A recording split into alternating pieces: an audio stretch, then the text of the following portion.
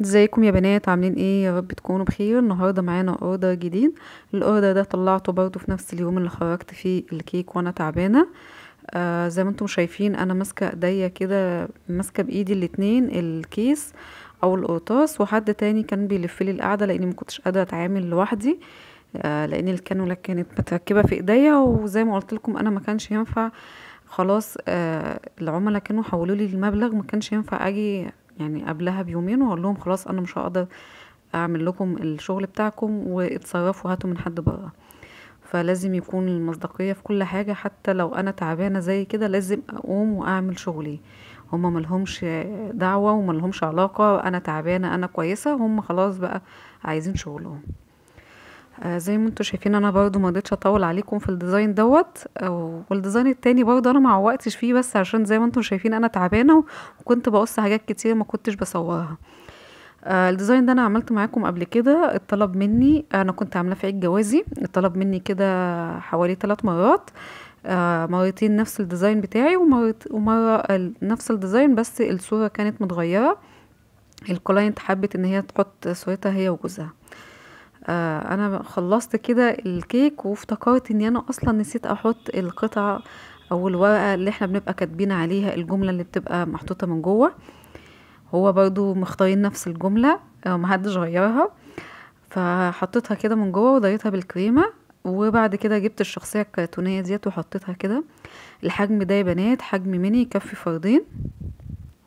والعميلة كانت يعني مزودة الباكج ان القعدة تبقى كبيرة والكرتونة تبقى كبيرة عشان يبقى فيه مساحة نكتب عليها.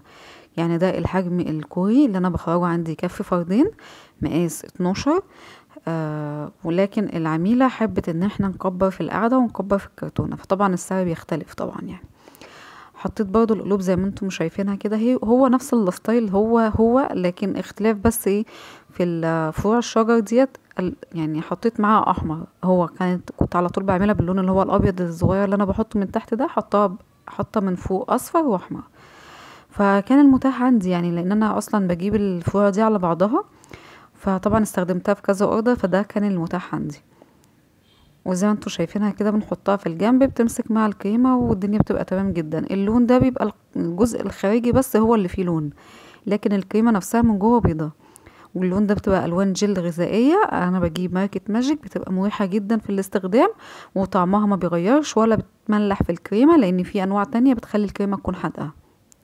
وطبعا الفروع اللي انا بحطها دي برضو غير قابلة للاكل. برضو الكلاينت لما بتيجي تطلب بنعرفها حاجة زي كده.